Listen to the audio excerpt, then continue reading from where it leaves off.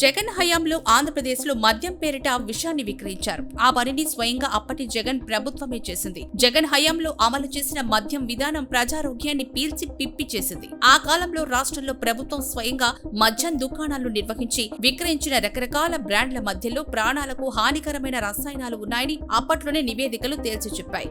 ఆయా మద్యం బ్రాండ్లను కెమికల్ ల్యాబ్లలో పరీక్షించి ఆయా బ్రాండ్లలో హానికర కెమికల్స్ ఉన్నట్లు తేలినట్లు అప్పట్లోనే వార్తలు వెల్లువెత్తాయి.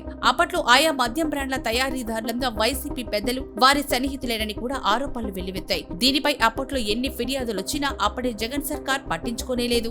అయితే రాష్ట్రంలో జగన్ సర్కార్ పతనమై తెలుగుదేశం కూటమి అధికార పగ్గాలు చేపట్టిన తర్వాత జగన్ హయాంలో మద్యం కుంభకోణంపై దర్యాప్తుకు ఆదేశించింది. ఆ దర్యాప్తు ఇప్పుడు వేగవంతమైంది. పలు అరెస్టులు కూడా జరిగాయి. అది పక్కన పెడితే జగన్ హయాంలో అవలంబించి మద్యం విధానం ప్రజారోగ్యాన్ని గుల్ల చేసింది అన్న ఆరోపణలు అక్షర సత్యాలు అన్న విషయం మరోసారి వెలుగులోకి వచ్చింది. జగన్ ప్రభుత్వమే మద్యం వ్యాపారం చేసి సరఫరా చేసిన నాసిరకం మద్యం కారణంగా పలు ఆరోగ్య సమస్యలు ఉత్పన్నమయ్యాయని రుజువైంది. జగన్ హయాంలో సరఫరా చేసిన నాసిరకం మద్యం కారణంగా మద్యం సేవించిన వారి ఆరోగ్యం క్షీణించింది అన్న ఆరోపణలపై అధ్యయనానికి రాష్ట్ర ఆరోగ్య శాఖ ఒక బృందాన్ని నియమించింది. ఆ బృందం తన అధ్యయన నివేదికను తాజాగా వెల్లడించింది. జగన్ హయాంలో సరఫరా చేసిన మద్యం కారణంగా ఆరోగ్య సమస్యలు ఉత్పన్నమైన మాట వాస్తవమేనని ఆ నివేదిక పేర్కొంది. 2019-2024 మధ్య కాలంలో మద్యం సేవించే వారిలో మూత్రపిండాలు, కాలేయ సంబంధిత వ్యాధులలో పెరుగుదల కనిపించిందని పేర్కొంది. ఆ నివేదిక మేరకు మద్యం సంబంధిత వ్యాధులు విపరీతంగా పెరిగాయి.